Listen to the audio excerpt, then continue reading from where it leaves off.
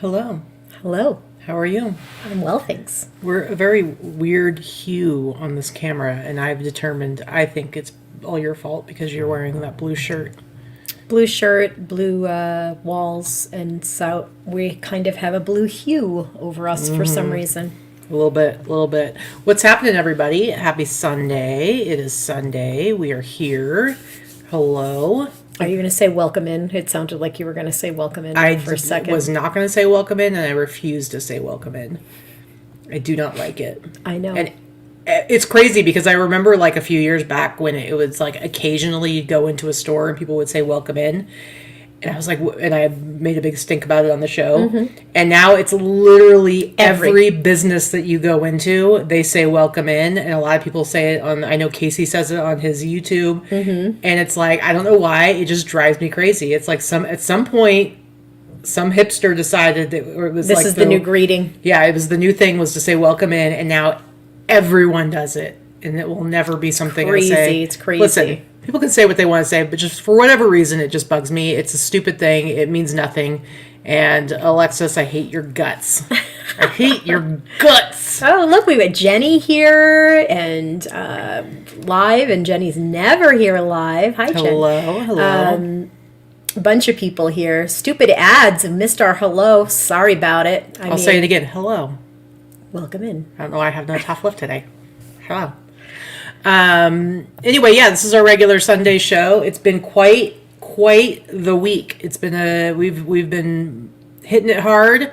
I named this show "Getting into the Groove" because we've been trying to create. Are we going to sing Madonna now? Yes, that's exactly what we're going to be doing. We've been doing some making some changes. Each of us, I mean, we each have our own business. Our businesses are separate. But, you know, and so there's different times where each of us will make some changes, switch things up. Right now, we both kind of have like taken on some challenges and looking at kind of different ways of running things. And how's it going for you overall? So we'll get into it at the end of the show. But. I mean, I worked my butt off this week. I'm not going to lie. I think we're going to go. We did not work a ton yesterday, although we did work. Went to the bins for a couple of hours, processed all that stuff. I don't always consider that work. And then I was able to, rework and relist a bunch of old listings, but I only got 2 or 3 new listings up yesterday. And then today we went to the bins this morning, same thing, cleaning and processing stuff. We just filmed 3 haul videos back to back. That's too many. 3 back to back so that we could schedule them out for the next week or so. Well, and also so that because we needed to like be able to put away inventory and stuff, and so but we just kind of have a lot to do. But yeah, it was a lot of talking, and then it was like, and a half an hour later we got to start our show and do some more talking. Yep. But yeah, we'll get more into like kind of what we've been doing this last week and changes that we've made, and you know, because this is the opportunity for us to kind of talk about our goals and like what we've accomplished, what we're trying to do, and hopefully seeing that come to fruition and reflected in our sales, which may or may not have happened for you. I mean, you've definitely had a huge bump in sales. I had a really big bump in sales, and then this weekend, dead as a frickin' doornail. I swear, everybody is shopping just for like Thanksgiving dinner and stuff like that. We're traveling. It's a big travel weekend. Yeah. So Frontier Adventures. No, we don't. We list everything. I'm assuming this is what you're talking about. We list everything. We don't really care like what seasons. I mean, definitely if it's like, Christmas is coming up, if I get anything in that has Christmas on it, I'm going to try to get that listed as soon as possible. But otherwise, we don't do seasonal stuff with our inventory. No, I think what she mentioned, putting inventory away, meaning that we both are listing a lot. So taking time to clear your space and put things away and get it sorted into your inventory, whatever that inventory system may be, to make sure that you're starting, as tech would say, starting with a clean slate every day, starting from fresh every morning. You put everything away so that it's not piling up and doesn't clutter your space and clutter your mind. It does help with the process, at least for me it does. I know that when I have stuff everywhere, whether it's listed or unlisted or needs to be washed or needs to be sorted or whatever it is, whenever I have stuff everywhere, it feels I feel a little overwhelmed. I get a little bit anxious, like there's too much to do. Yeah. So yeah, I think that's what Katie meant. So we put our stuff away. For me, because I list so much during the week, I put away things probably once a week. Yeah. I sort it and put it away. Otherwise, whatever. Everybody's got a different process, right? Well, and it's more like when we're going to do videos, we'll stack up, because we've been doing it where it's like 10 pieces each. in one video. And so it's like you got to make your little stack. And so if we get the videos out of the way, then we can go put them in the regular rotation of how our inventory is it's constantly in. Like you're processing inventory in, and then it's being cleaned, and then it's being photographed, and then it's being put away, and then it's being. So it's like it's a whole like assembly line of stuff. And because we're all resellers, right? All of you guys even watching us are resellers for the most part. If you do not stay on top of your organization, it can become chaotic and messy very, very quickly. And there's nothing more frustrating than having it encroaching all of your living space. And we're all guilty of it at some point, right? Unless you're working strictly out of a warehouse or a space that has nothing to do with your personal living space, you're going to have stuff places. So the ability of being able to keep it clean and clear is what, With that said, oh boy, I don't know what just happened. Oh my. I think we might have just had an Amazon delivery or something because the dogs just lost their bejesus. Yeah. Anyway, with that said, I'll pretty much always have all my inventory for the most part, unless I'm in the middle of photographing or we just picked it up. It's always in my inventory room.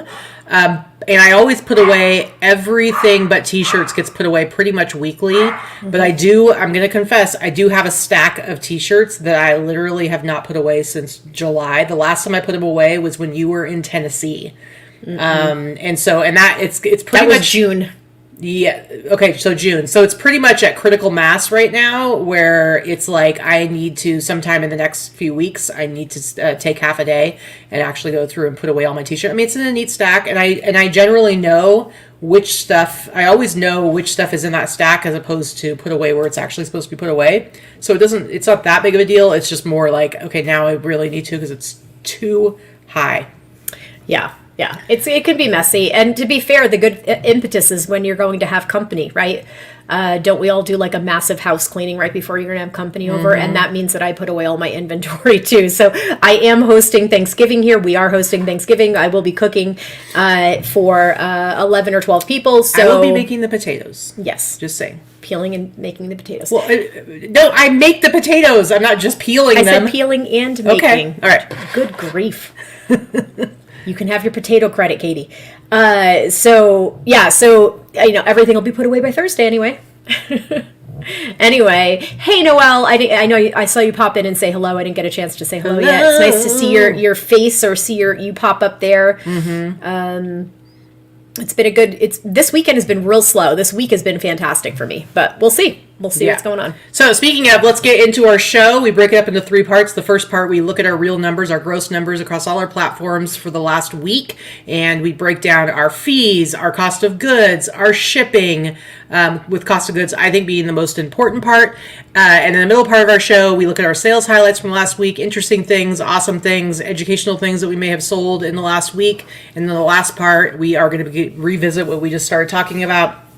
Get into what we actually accomplished this last week, what our goals are for next week, and kind of overall like what it is we're trying to do. And that's when we ask you guys to jump in and let us know in the chat, in the comments, where you're at, how your week has been, what you're trying to do in the future, whether it's next week or maybe you're starting to think about your goals for next year and kind of how that's you want really to get what we're started. Doing. We're kind of like getting a jump start on our goals for next year. Yeah, we're not waiting until January. Now listen, guys, I put on a little weight this year. I'm definitely I need to start eating healthier. I need to start moving around more, lose some weight. But am I going to start jumping on that now? No, because it is the holidays. I know it can be done, but I'm not ready to do that right now. We're going on our cruise. Whatever, because the biggest thing is going to be no drinking beer, because that's going to be the easiest way for me to start losing weight fast. Oh my God, she's like a boy. And I've decided to stop drinking beer, and I lost 15 pounds in 3.5 days. Yeah, fasting does work for me too. You know what really works for me is the 1 meal a day. The unfortunate part is it doesn't really work for Vicky. Mm-mm. And the reality is when you are in a relationship and you're both trying to lose weight, it's really difficult if you aren't on the same page about how you're going about that. So it can make it a little bit more challenging. But But for me, yeah. So anyway, so that we're doing the good old, we're going to wait till after the holidays. And then it's eating season, as Michelle says. It's eating season. So we're just going to be realistic. But as far as like our businesses go, we are kind of getting a jump start. So we'll get to that at the last part of the show. And fasting is, you're right, sense of humor. Fasting, it does work for a lot of people. Intermittent fasting works really well for a lot of people. And we actually do that a little bit. We do. We pretty much do that already, so it doesn't really jump start anything. However, for me, I am hangry if I do just the one meal a day like Katie does. She can do that. I can't. I will murder somebody by 4:00 in the afternoon. We haven't really, so we don't really eat anything until like noon or later, but I will say when we do the intermittent fasting, it's like dinner and then you're done. I mean, come on. Last night we had a bed picnic. So let's be realistic. It was 9:30 at night. We had a bed charcuterie board going on. So that's not really, we're not very good at it. So that's something we need to be mentally in the right headspace for it. Anyway, let's go ahead and jump into the numbers. Mine have not seen a big increase. My eBay is lower than it was last week. But I do have higher numbers as far as like the number of items being sold. Etsy was definitely moving a little bit more for me, as well as Poshmark. I think a lot of that has to do with the volume that I listed at this week, which we'll get into at the last part of the show. But I'm still hopeful because when we get into that, I'll tell you like what I've been doing and where I see it going. But for me, I don't think 1 week has changed anything. So it's just setting things up for the future. So 12 eBay orders, 11 Etsy orders, 6 Poshmark, and 3 between Grilled Macari and Depop. I feel like your sales have not even hit Q4. Like you have. I know, and I don't know if they will. But you know what? Like I said, I'm setting up. I think with what I'm doing is actually going to be a pretty massive change, and so we'll talk about that at the end of the show. So 32 outgoing orders. I mean, in the past, I've been hitting like 21, 24. So it's up a little bit as far as that goes. eBay has been so hard. The reality is today I'm having the best sales day on eBay that I've had in a long time. I'm having like a $300 day today on eBay. But you can see my gross sales for the whole week, last week ending yesterday, $846.90, Etsy $591.49, Poshmark $358. I mean, I'd be okay with like having over $1,000 a month just on Poshmark. Grail, Bacari, Depop together, $227.99. So my total gross sales just barely over $2,000, which I'm not super excited about it, but like I said, I'm feeling hopeful about how the changes I'm implementing right now are going to be making changes to my business. So shipping $115.46. You can see the breakdown of all the fees, and cost of goods $115, and then my net sales $1,540.51. My gross average sale price doing really good, I think, considering I've really changed like the kind of stuff I'm sourcing. I've still been able to keep it up above $60 a lot of weeks, when really my goal is at least 50. So $63.26 I'm really happy with, and my net average sale price is $48.14. I think the biggest change I made over this last year has definitely been bringing down my cost of goods. Your cost of goods is way better. You're getting better. You're getting closer to me with the really low cost of goods. Yeah. All right. Next up, let's look at your numbers. What do you got going on here? So this was a good week. Great week. This is a great week for me. I'm very happy with this. We won't talk about yesterday or today. Like I said, I think everybody is traveling and cooking and shopping. Anyway, 57 orders on eBay, 12 on Etsy, 9 on Poshmark, just 1 on Macari. Macari and Poshmark have been real sleepy these last couple months, but just $31.19 on eBay, $9.34 and change on Etsy, $3.93 on Poshmark, $55 on Macari with my one whopping sale, for a total of just over $4,500 in gross sales this week. Very good week. This is a Q4 week. This is what Q4 should look like. Whether it's Q4 or the things that I've been doing lately remain to be seen. If it carries through past Q4, it's going to be my processes, not the Q4 bump. And it's too soon to tell. So $480 in shipping. I did have quite a few international sales, and we know I do sell heavier items. And then you see all the breakdown of the fees. Total cost over $1,000. My cost of goods, look at this, guys, $164. That's crazy. $164 cost of goods on $4,500 in sales. This is where you make your money. You make your money in your buy, not in your selling price. Ooh. So you need to pay attention to that. Keep that cost of goods down. So my total net sales, $3,316 and change. Really My good. gross average sale price, I like to keep between 50 and 60. It's right where I want it, just about $56 gross average sale price, and my net average sale price 40 to just under $42. Yeah. So I'm pretty happy with that week. Overall, I have zero complaints about this week. Yeah, I mean, I know that like you've said, like, oh, what I'm doing must be working, but literally, like the changes that you've been trying to make, it's been like this last week. So Yeah, it's been 9 days. Yeah, so I really think that what you're getting, especially because of you have a much better variety than me as far. I mean, your sales are always better than mine. Let's face it.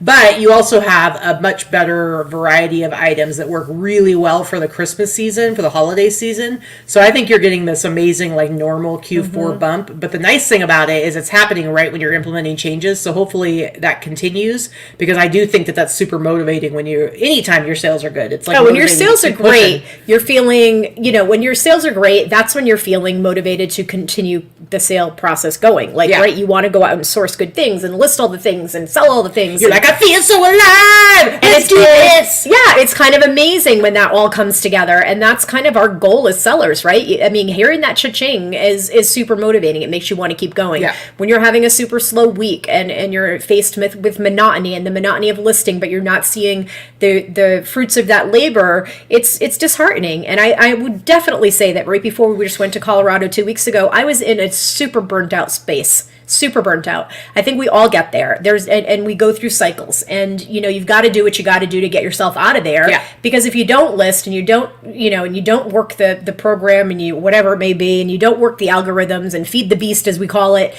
you're not going to sell shit. Well, and then it's just a repeating cycle. I know that when we changed up the way that we do the show a few months ago, it was really because we were like in this really funky spot where we were both like really unhappy with our numbers, how our sales were. And so that's when we were like, okay, we're going to change things up. We're going to start doing this weekly thing where we talk about our goals.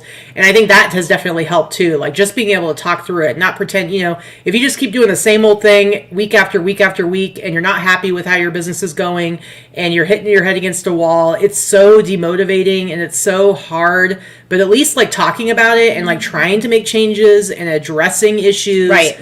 Even that helps, and then hopefully your sales start to change with the way you're making your changes.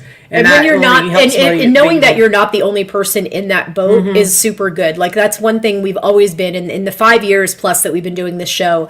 We have always been very transparent about our numbers, transparent about ourselves and who we are as people, our life in general. We're kind of out there. We're not just showing you the highlight reel like a lot of people do. All you have to do is go back a couple of years when we used to the thumbnail of our shows used to be like turn X dollars into X dollars, and it was always these huge amounts.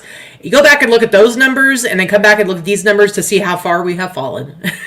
Except for this week. This is a good week. Except for this week. But I mean, honestly, it's like, it was... No, you can see the difference. Absolutely. And a lot of that has been, what we've talked about. A lot of that is all the time that the putting on the Ross Reseller Remix sucks out of our businesses. True. And the fact that we travel a lot and neither one of us has anything put in place to keep listings and shipping happening when we travel. We haven't had good systems in place to address those times when we're away from our business. Yeah. And, because we don't have people, we don't have people that work for us in the sense that can keep our businesses going while we're gone.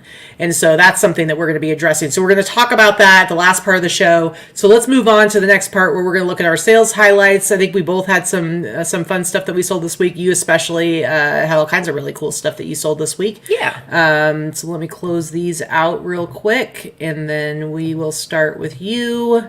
What do you got? What's this? I know what you're going to say about this one. Yeah, this one's kind of funny. So I picked this up at the bins in Colorado 2 weeks ago, and I got it listed pretty quickly. I actually picked up 3 of them. They're pretty cool. They're already completed, just vintage 70s string art. They look like they're on velvet. They're not. It's just black felt, but they're wall hanging pieces, right? But they're funky.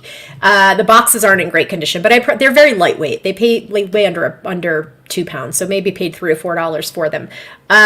So I got an offer. This is what I was going to say about this. Sold for what you see there, $60. It actually rolled into my sale. I didn't intend for it to, but it did. It sold the same day. But what I was going to say about it is I had somebody send me an offer for $1 with one of those really shitty messages that's like, why would I pay anything for this piece of garbage? It's already completed. Who wants to pay for something that's already completed? I would pay this if it were incomplete so I could make it myself. Somebody's already made it. What's the point? Blah, blah, blah. And I just ignored it. I didn't even get shitty like I usually do when I get those messages. 1 day later that you sold it? 6 hours later it sold for that price. So I was like, all right, screw you, buddy. I always love that. It makes that sale that much sweeter. Yep.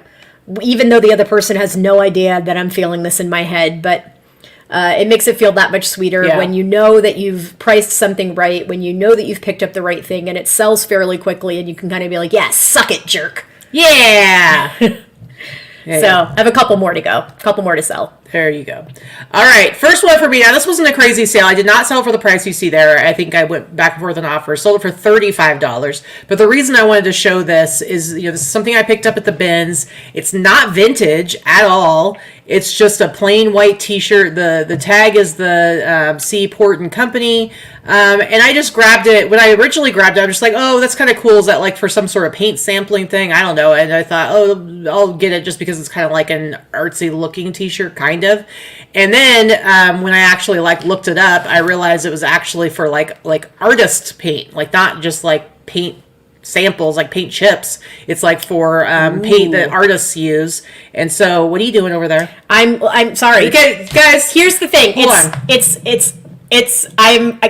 put it in the comments, and I've been watching this. Okay, it was in the boss group. Someone posted it. One of our members posted it.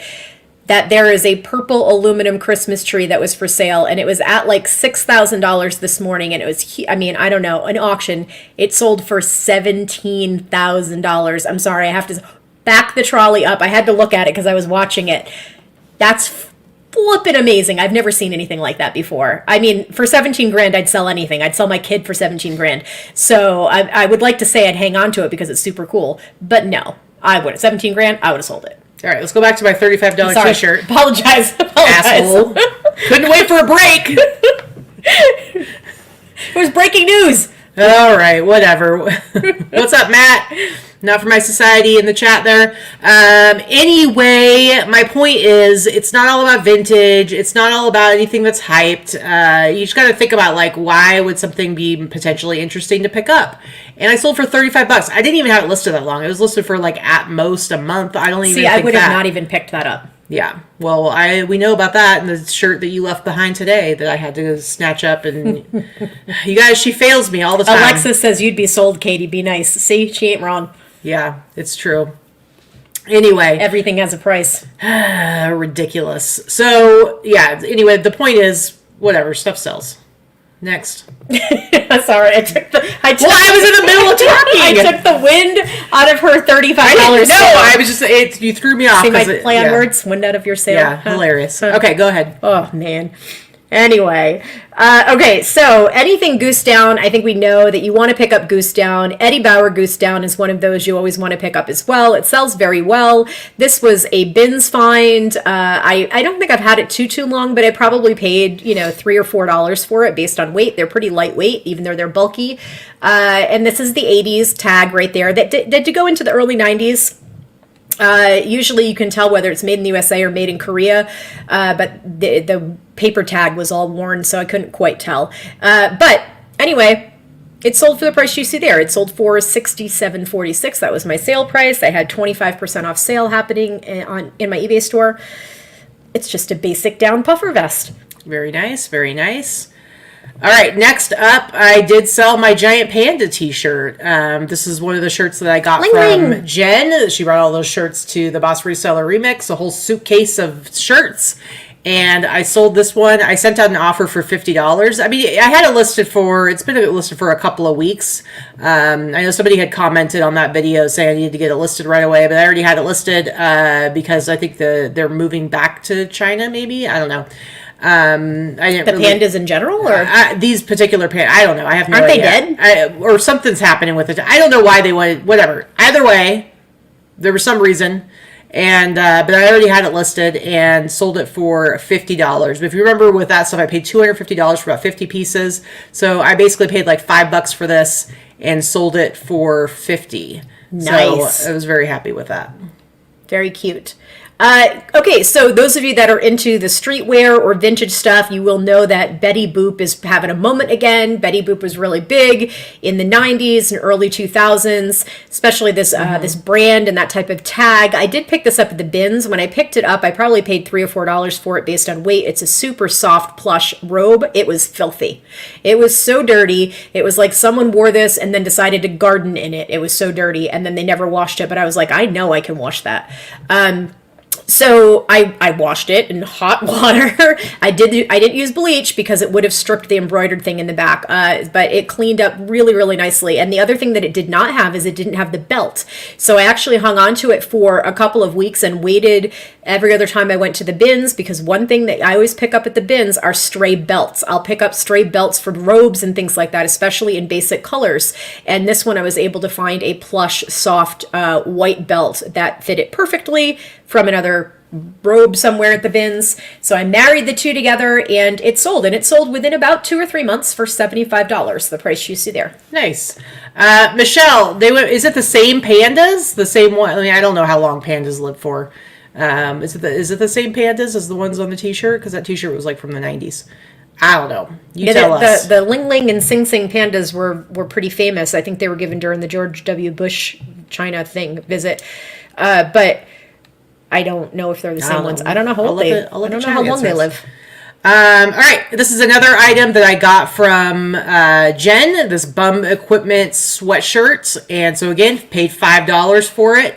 And it actually sold for that full price you see there, $69.99. So, Bum is like one of those things that like sometimes it's popular and then it kind of goes away. And then but I feel like I've been selling all the Bum stuff that I've been able to pick up. So it ebbs and flows. It does. So paid $5 and sold it for $70. Michelle said those pandas are deaded. Okay. Are we just constantly borrowing pandas? I don't know. I think it's what the Chinese gift our government. Or country. Right. I don't know. Okay. Okay, so these I've actually had since January, but they do take a little bit of time to sell. These were a gift from Kristen, Rural Squirrel. She had these in the back of her car when I was in Colorado in January. We were sourcing at the bins, her and Liz and I, and she pulled them out of the back of her truck and she was like, here, take these. I haven't listed them yet. I got them at the bins. I'm probably never going to list them. This is one of those weird things that you would sell. And she is correct. So I paid nothing for these. My cost of goods was free. Thank you, Kristen. And they sold for the price you see there, $97 and change plus shipping. They're pretty cool. They're these like weird Tibetan boots. There's not a ton of them out there, but when you do find them, they sell well. They just have to sit and wait for the right person, because I have no idea who the heck is going to wear those things. They must be being used for display or some type of ceremonial dress or something, but they're not really something that you can wear. They're not really functional, if that makes sense. They're pretty cool though. All right, next up, I have this awesome Pendleton wool car coat. This is one Vicky was like, I don't even remember you having that. This is one I picked up like back in, what was it, the spring? When was it that Liz Perfectly was here? I think it was June. I think it was June. No, it wasn't June, because June was when they had their event. So I don't even remember now, but I think it was like April or something like that. And we'd gone to yesterday's fits, and Jesse had a bunch of stuff marked down to $10. So I paid $10 for this jacket. Oh, I know. That's why you didn't tell me that you got it for $10. No, you saw it. You were there. You were there. No, I had first dibs because it was my get to get us in there. I got it. So if you remember, I did let you have like a couple of women's leather I know. sweaters. I got the Yves Saint, I got the Saint Laurent thing. Yeah, you did. Anyway, but that you had to pay up for. So anyway, I paid $10 for this, which was an easy buy, and sold it for, I think the offer I sent out was $125. So I was happy with that. There was just one little kind of not quite sort of a moth hold, but didn't go all the way through. But $125. So I had it for quite a while, but now we're getting into the winter. So that's like we were talking about like seasons and stuff like that. I listed it in the spring and it sold in November. But that's fine. I have the room for it. So it was no big deal. I want to answer Tommy's question real quick. He's asked, do you disclose in the listing about the different belts? If it's the same texture and the same thing as the belt, no, I don't say anything about it. if I've replaced the belt and maybe it's a different color, or a lot of times I'll get those satin those satin robes, and I'll replace it with a big thick satin ribbon, then I talk about it. I'll say I've replaced the belt with a satin ribbon and whatnot. But otherwise, no, I didn't disclose it. Yeah. Looks the same. Nobody could tell. Yep. All right, go ahead. These are bins by, so probably paid about $4 or $5. They're heavy. They're those big heavyweight cargo pants.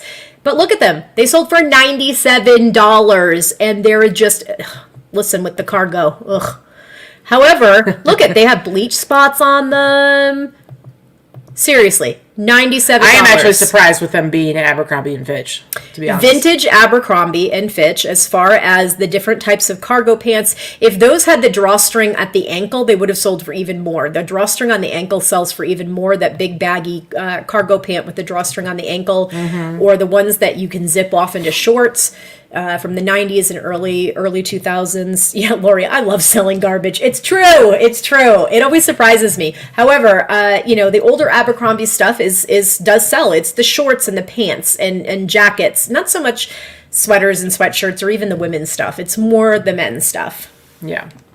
All right, next up for me is, I just had to show this one because I think it's funny. I was talking to Jesse and about, because he's been selling like crazy on Etsy, and he only has like 300 listings. But speaking of Tommy's comment about having so many listings to be able to bring your sales up, he's got like barely over 300 listings, and he's been selling like almost every day something on Etsy, which is pretty impressive. Anyway, and so this t-shirt, elect Herb Taubman, Democrat governor. What governor was? It looks very much like This is for Nevada. It looks very mob ties. Yeah. See, I did my research, man. Mm-hmm. But yeah, so I've had this for quite a while, but I sold it for Napoleon Dynamite. That's what it reminds me of, a Napoleon Dynamite shirt. Yeah, like Pedro for whatever president. Yep, but I sold it for $62.99. I paid maybe $5 for it. It's such a ridiculous T-shirt, and I don't know who's buying it, who's wearing it. I mean, if I saw somebody wearing the shirt, though, I would actually probably say to them, hey, that's a really cool shirt. Because it's just like this 1980s. See? Look at it's Ryan. That's definitely not Allie. That's got to be Ryan in the chat. But, like, this type of thing, Ryan be like, yeah, he couldn't get $2 for it on his channel because he just has a different thing. And then $62 for this weird ass garbage vintage. But it's not okay. It is not garbage. This is cool. These things are like pieces of history. I'm pretty sure he didn't win the year he ran for governor. So to me, like, the whole thing that I love about like vintage T-shirts is it's like these obscure moments in history where this thing was important enough to somebody that they put it on a T-shirt and it somehow survived. It ended up in my inventory. I love that. I would love to know like who it's going to. Oh my God, you guys in the chat today are hilarious. Ridiculous. So, Angel, Lowlife LV, Angel and Crystal got a brand new wiener dog, Sancho, and he's the cutest little thing, and I haven't seen him yet, and I can't wait to like snuggle his little puppy face. So he's talking about his overactive wiener in the chat. Yep. You guys are too much. Anyway. Too much, and hurry up and get him his shot so that Ripley can play with your wiener. Oh, and here goes Ryan. Katie's amazing. I taught her everything she knows. Ryan, you shut your mouth. You shut your mouth right now. All right, tell us about this. So this I did throw on Instagram. So if you follow me on Instagram, you probably saw this. I actually wore this when we did our Roper Romp the last week in October. I picked this up in Colorado the beginning of September when I went my last time. Not this just time we just came back from. I paid $20 for this. I knew I was going to wear this for the Roper Romp. Like, just look at the texture. It's bark cloth. It's like this great butterfly kimono caftan, and in any case, the houndstooth, it's like kind of all funky and it's weird. The only thing that would have been better than this is if it were like a day glow neon floral pattern, because it had the absolute best silhouette. And usually, let's be real, my photos suck. This, I took some time and care taking the photos, and I took the photos. Shut your mouth. I took the photos here. Look at that first photo, though. Come on now. What's happening down here? I'm gonna punch you right in the boob. Anyway, I think my pictures are pretty damn good for this one. Acceptable. Anyway, it sold for the price. Can you get out of the photo so I can? I was trying to show off your amazing photos. It sold for the price you see there, $127.46. I probably could have held out for more, but I will tell you, vintage caftan. If you Google or do a search for just vintage caftan in general, that's a really good price for vintage caftan. I feel like you should have sold it for $200. I'm just saying. That would have been a stretch. I mean, that's definitely on the high end. Have you ever seen one that looks like this? No, but that's definitely on the high end of vintage caftans. Yeah. So yeah. Anyway, I was happy. It sold within a couple of weeks. Like I said, I probably should have priced it higher, but it rolled into my sale and it sold for the price. Yeah. All right, guys. I don't know about you, but my Etsy is all about Christmas right now. I haven't sold a ton of Christmas stuff on eBay, but Etsy is like Christmas. This is a reindeer Christmas sweater. I can't remember if I either got this from Jesse or I got it at the bins. I cannot remember. So if I got it at the bins, I only paid a couple bucks for it. If I got it from Jesse, I paid 10. Either way, I sold it for $62.99. This is one of those rare times, guys. I actually sold something that's women's, not men's. Mm-hmm. But it's just a really cute Christmas. It is really cute sweater. And honestly, that's pretty androgynous. It really could be worn by a man or a woman. It's just tagged that it's a woman's. Yeah. Or sized as a woman's. So. Exactly. So, all right, next up for you. This was a bins find as well. Purchased this in Colorado at the bins back in January as well. There are no tags, no pricing, no sizing, no manufacturer, nothing like that. I can just tell by the style based on the collar and the construction that it was made sometime in the 70s. It may even be a little bit earlier than that, but I was safe going with 70s based on the type of collar and those wooden woven buttons. So those woven buttons that are leather or wood, that's a really good indicator of age, and the age is going to be late 70s into the early mid 80s. That's where you're going to find those types of buttons. But it sold for the price you see there. I had it for, like I said, I've had it since January. You know, my stuff will sit for a while. So I have no problem with that. I probably paid $3 or $4, well, maybe $5 for it based on weight. It was pretty heavy. It sold for $142 plus shipping. This is the time of the year where you're going to be selling all of these hunting plaid, heavy wool things. So if that's your jam, get it listed. Mm-hmm. All right. Next up, Christmas. I got this at the bins, guys. And I love it. This is like an acrylic sweater, but it had kind of like the, what's the Angora kind of like look to it, where it had like a little bit of a fuzziness to it. But I love it. I think it's it's a Mervyn's. Remember Mervyn's? Mm-hmm. And Partners is a Western line usually. Yeah, but you didn't have Mervyn's on we already established this on the East Coast. Okay. Partners is not a Mervyn's brand necessarily. Partners, it was probably branded for Mervyn's. Yeah. Do you guys remember? Was it Mervyn's or Nordstrom that had the brass plum, and it was like where the junior section was? It was like the cool section of the. Do you remember? Was that a Nordstrom thing? Somebody in the chat or in the comments, what was brass plum? Was that Mervyn's or Nordstrom? Neither of which we had on the East Coast. We have Nordstrom now, but we didn't until I was like in high school. Yeah.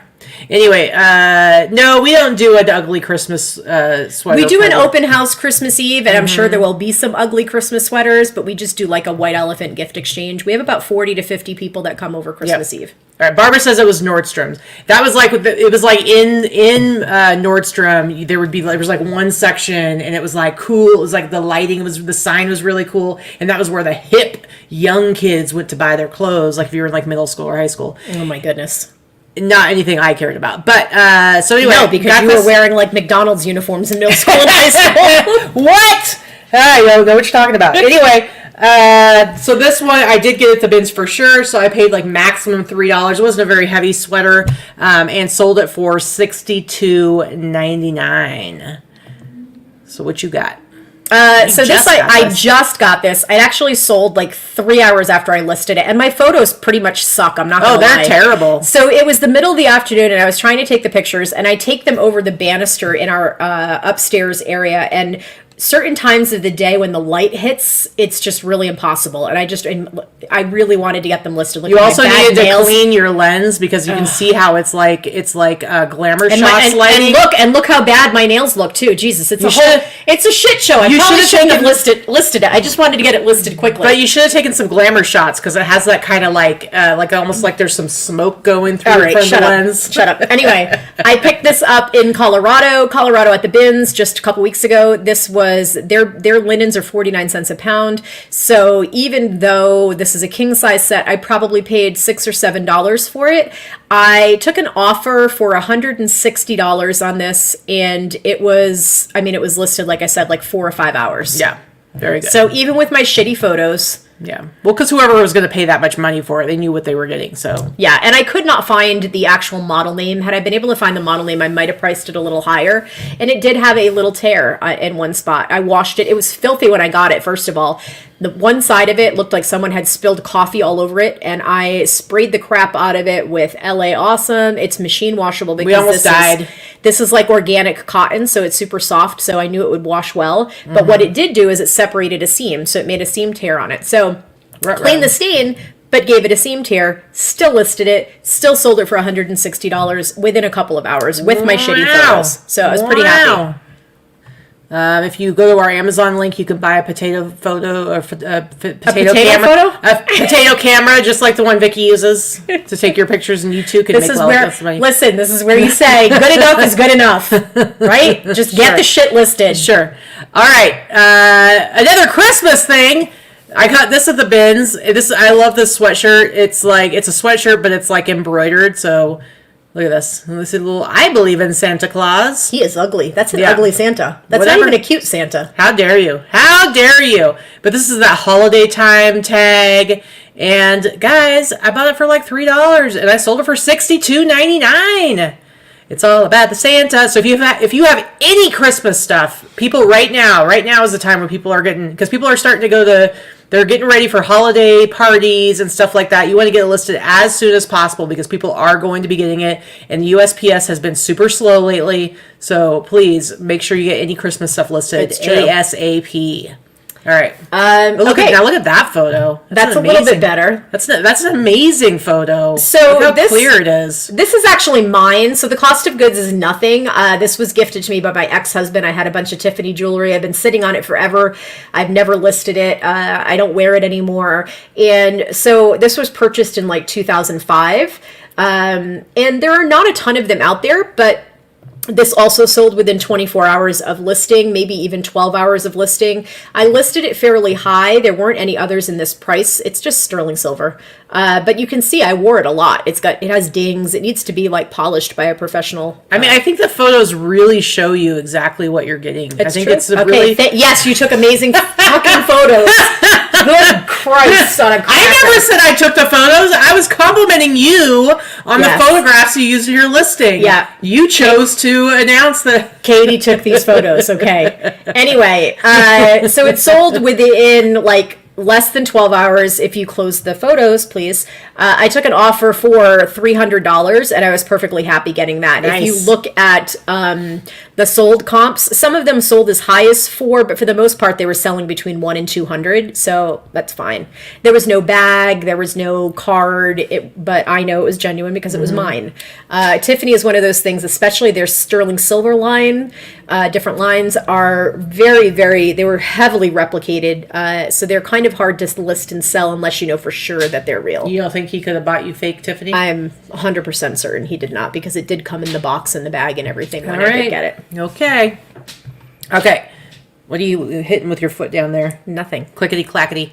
Next thing up is, what is that? That's the floor. Weird. It just suddenly started popping and crackling and popping. Are we going to fall through the floor right now? Maybe. Right through the ceiling. You guys, this could be a really good show if we die. If we die, it's because the floor just opened up below us. Anyway, not a crazy sale or anything, but I just got this last week in Colorado. We were at a Goodwill, actually. Ooh. And a couple days earlier, when we were at an ARC, I was thinking as I was looking through like the flannels and stuff, I was like, oh, it'd be really cool if I found a Dixon.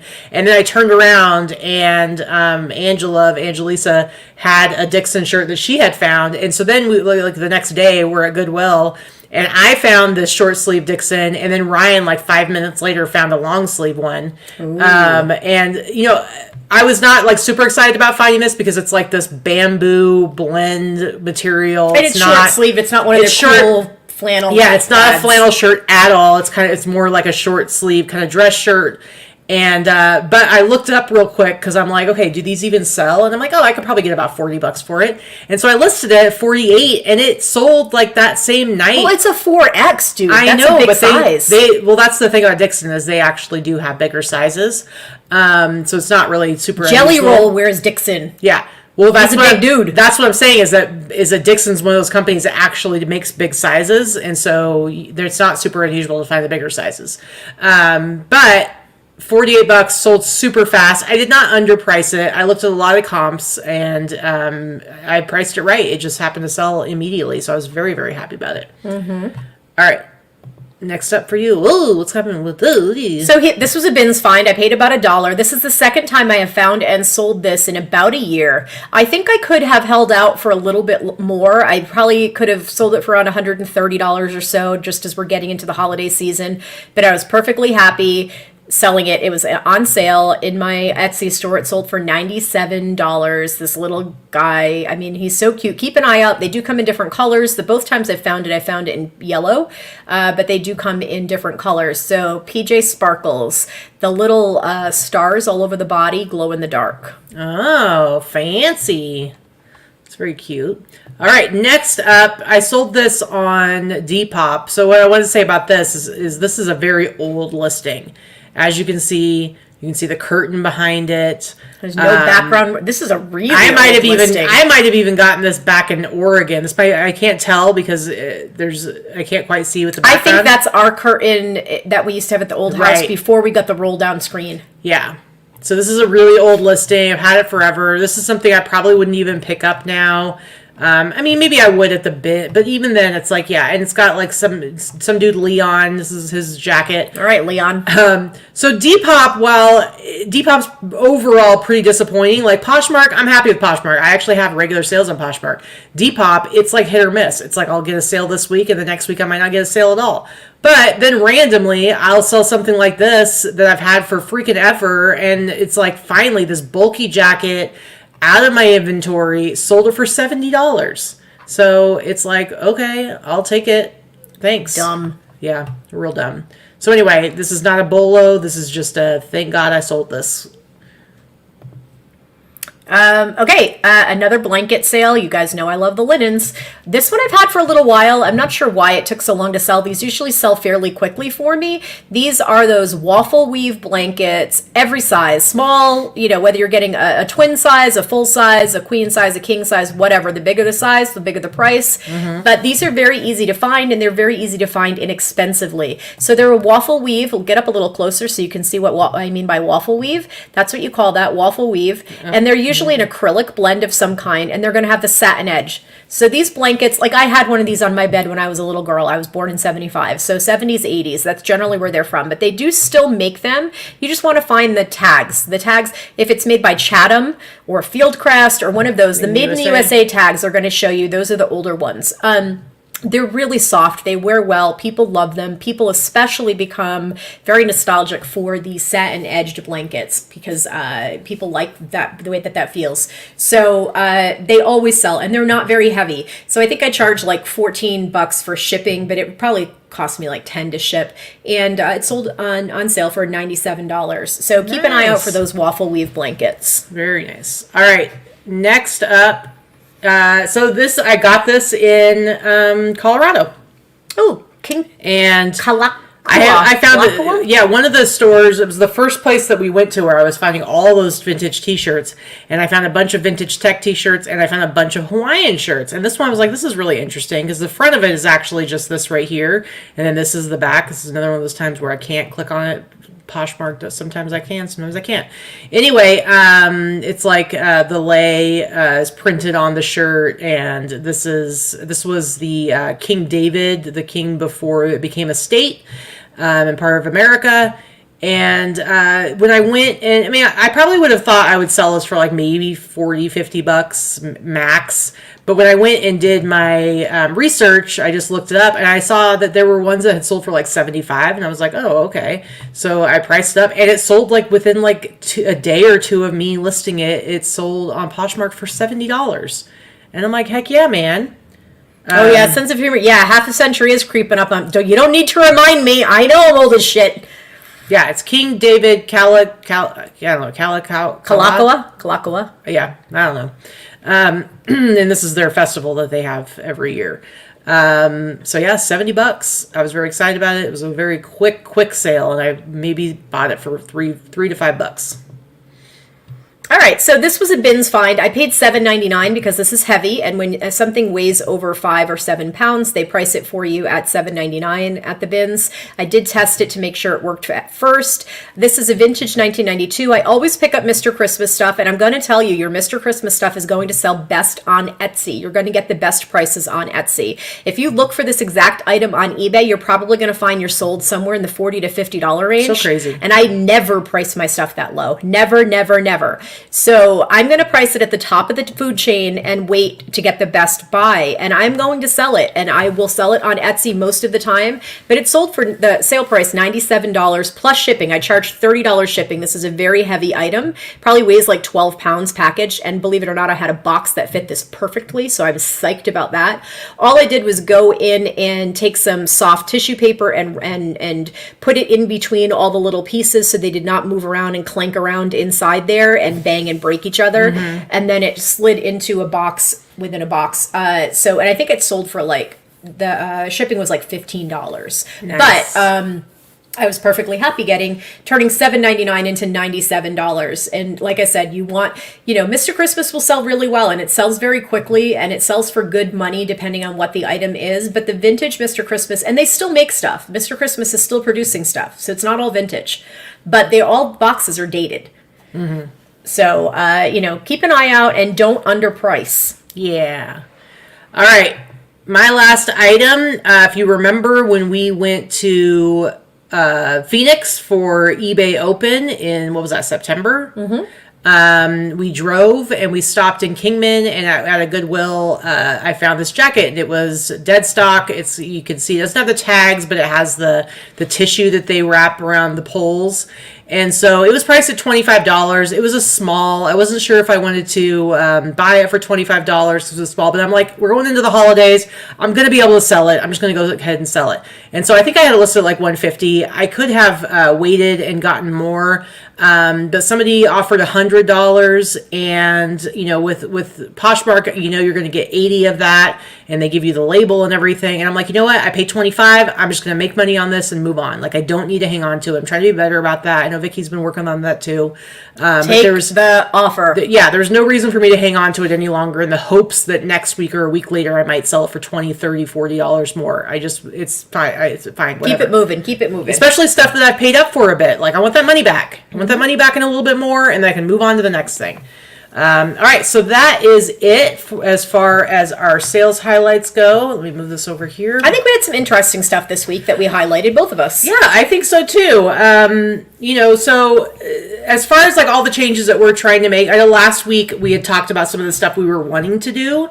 And one of the things I had said is I really need to, at some point in the near future, start looking at actually making drafts. And because I think one of the things that I have the hardest time with, and I think you do as well, but for me, is interruptions in my flow, like not being able to be consistent. And that, whether that's because we're traveling, if we're going, we're planning for the remix, we're going on a cruise like we are next month, we're going away for the weekend or a week.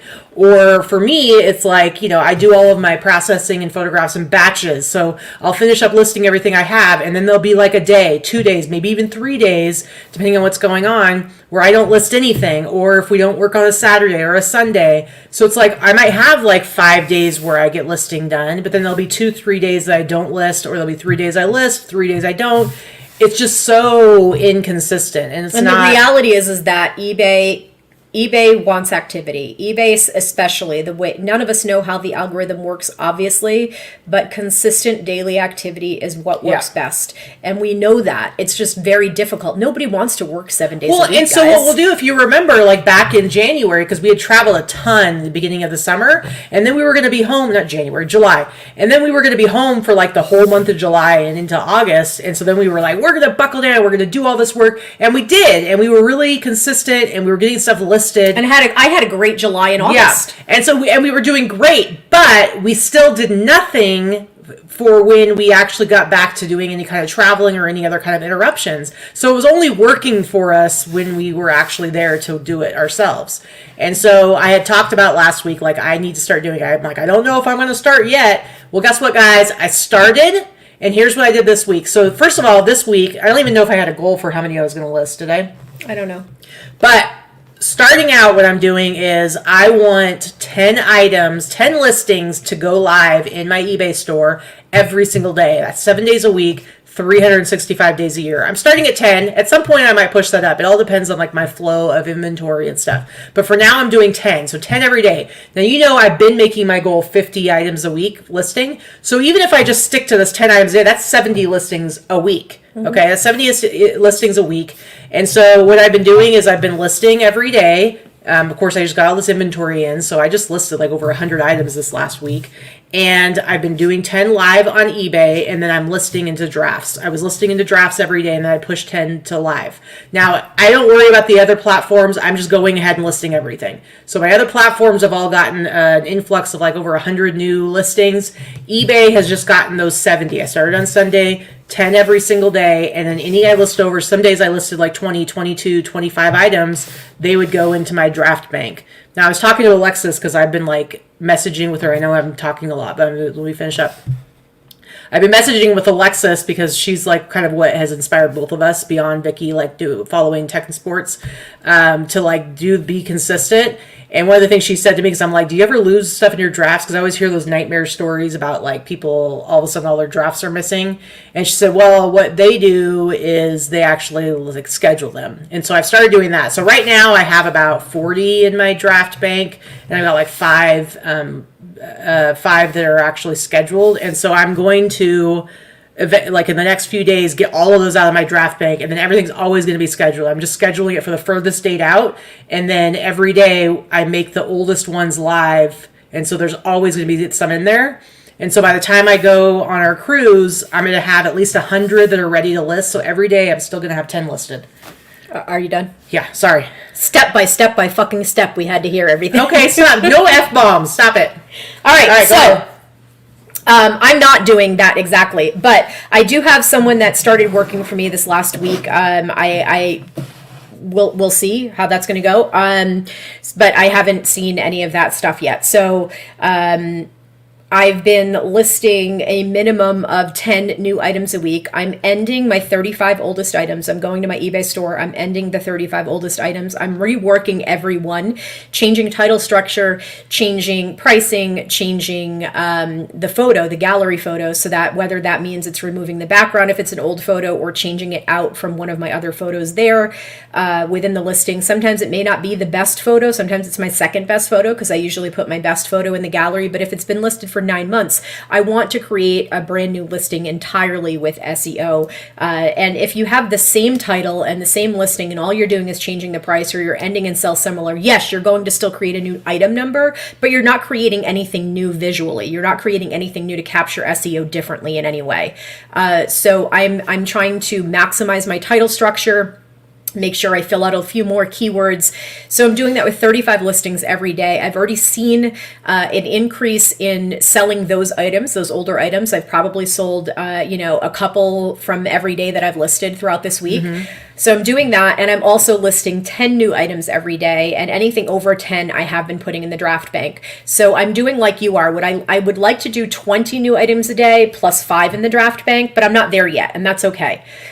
So, if my new employee works out, the plan is to have her do 75 drafts for me a week. So that actually gets me really close to what I want to do. At some point, I'm not going to be doing 35 new listings every day or reworking 35 listings, because even though I have 5,000 listings Well, I mean, I guess I could. Depends on how old they are. If I'm doing 35 every day that way, I'll eventually get to the point where my listings are all only 90 days old or so. So I probably won't be doing much more of that once I get through all of them. But the goal is to try to increase the sell-through rate, to try to get rid of some of the older stale inventory. If it's been sitting there for 9 months, now that eBay goes back down to 0 for your views every 30 days, you're able to look at those old listings and see just how many of them are completely dead in the water. If they're not even showing a view, or they're showing 2 views and they're 9 months old, even though they're listing every 30 days, nobody's seeing them. It's buried so far in search, nobody's finding that shit. So you need to do something to mix those sales up. Even though my items are long tail and Katie's items are long tail, they don't need to be 2-year-old long tail items, right? No. And eBay is the only platform that is this needy. Poshmark is needy as well, but in a different manner, and at least that you can purchase automation for. eBay, you just have to do the work. So that's really what I'm doing. I'm looking to do that. I'm looking to get 10 new listings done every day, 5 in the draft bank, and reworking 35 of my oldest listings. Now that is, in the meantime, I did that all week. I did that every single day for the last 9 days. And then except for today, I haven't done it all yet today. And then and I'm taking photos in between, right? So I'm processing my things that I'm purchasing. I'm taking photos. I'm cleaning things. I'm doing laundry. So it's been a lot of work. However, yesterday was very easy, didn't do as much work. I don't consider sourcing work. That's kind of like the fun stuff for us.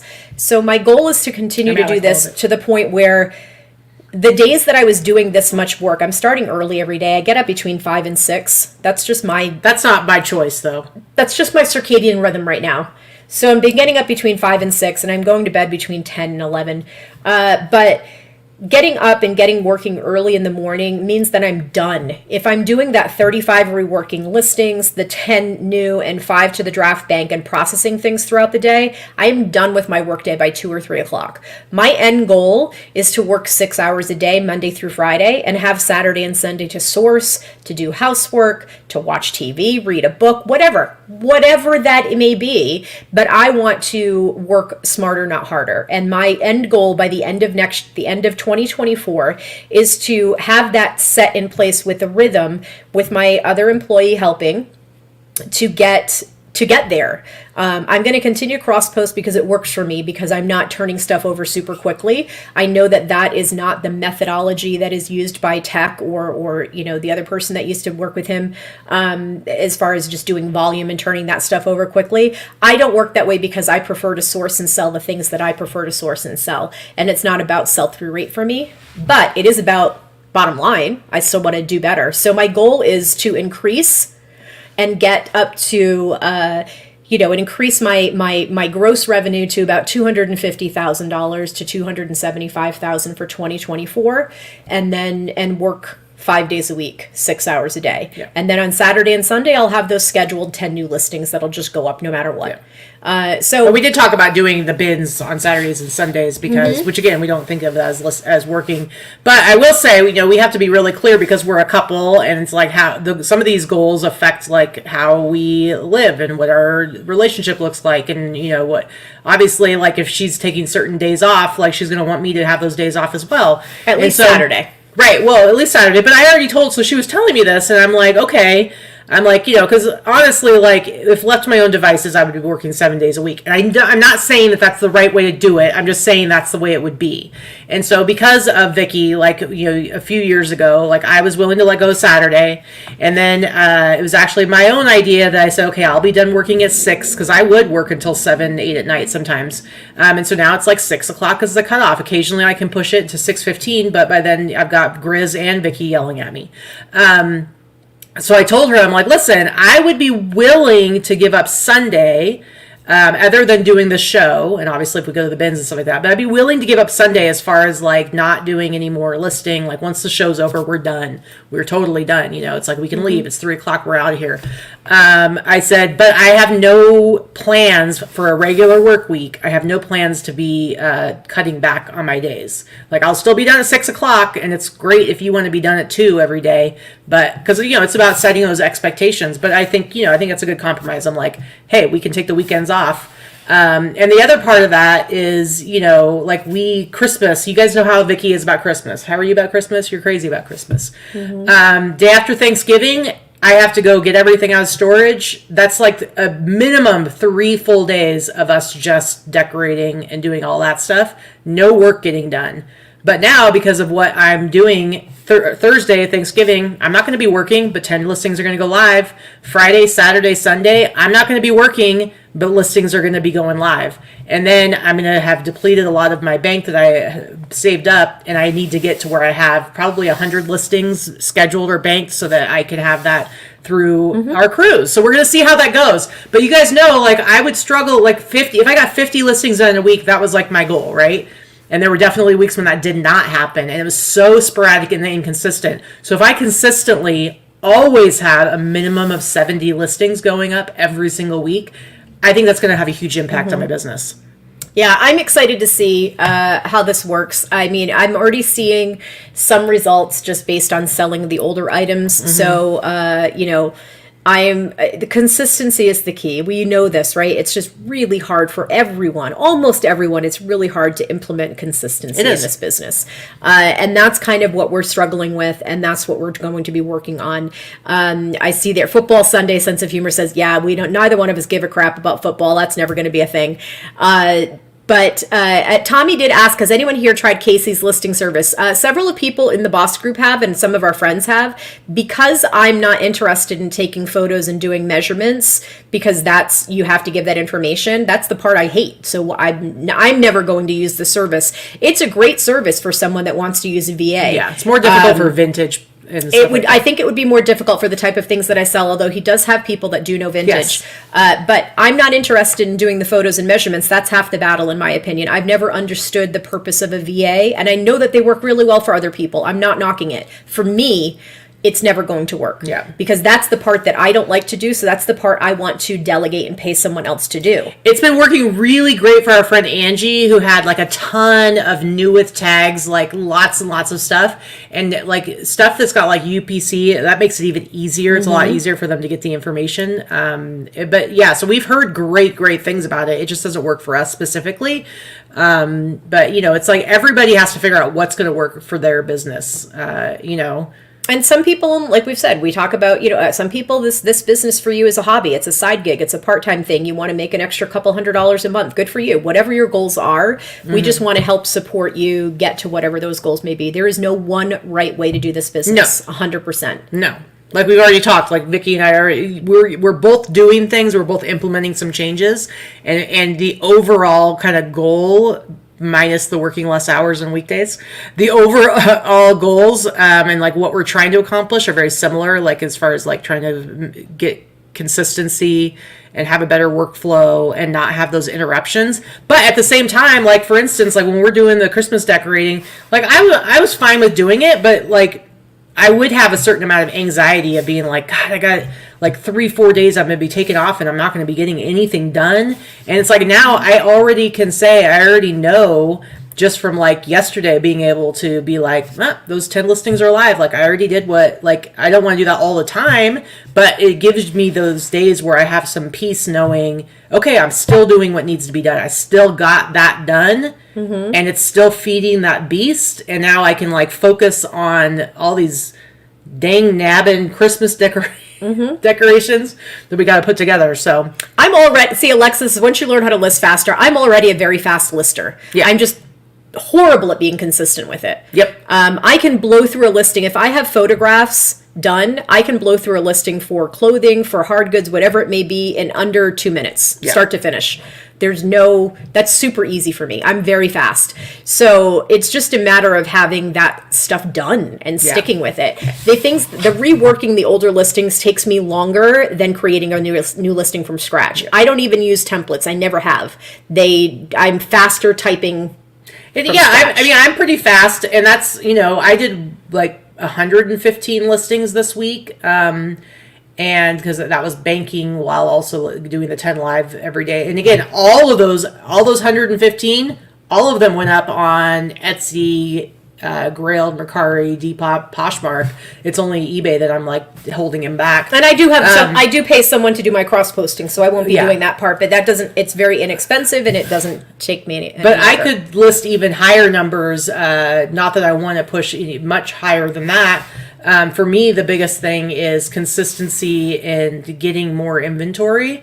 Yes, I have the bins, but I also need to, like, I've already started talking to some people about like ways to have other stuff coming in, because once you're doing 70 to 100, that's 70 live a week. If I'm banking, I need to have probably closer to like 100. I would like to have 100. I know Alexis was saying that there's a lot of people where they like to have like a good 15 days banked, like at least at all times. So at any time you can be like, you know what, we're taking off for the weekend, or we're going to go do this, or we're going to go do that, and know that you always, or even if something happens where you couldn't work for 2 weeks. See, I have the ability to be able to do that because as long as I'm able to still consistently source quality items, and there is no shortage of sourcing for me, I have the ability to do that because I have a lister. So if this person works out, if she's going to be doing between 70 to 80 listings or drafts for me a week, that right there is my full amount that I need to go live. And everything that I do is going to be,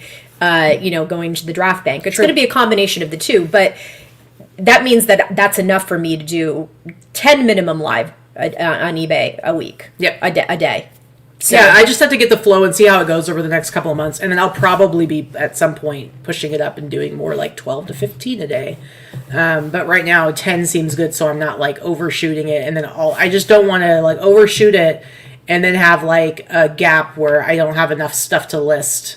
Neither one of us list Perfectly, Tommy, so we're banking on eBay. We both just use List Perfectly as a cross-posting service. Neither one of us use it for any other crap. Yeah, and I'm using, I'm scheduling it. I personally see no use for it. I see no use for Listing Party. That's a waste of time for me. I do not have time to just play and socialize on Zoom calls. I get it. If that's your thing, if that's something you want to do, great. I'm not knocking that. I know that a lot of people like having that camaraderie, but I'm personally not going to get anything out of it other than wasting time. And that, for me, is time I do not have to waste. Yeah. So, but I'm scheduling it, thanks to Alexis for pointing this out to me. I'm actually scheduling mine.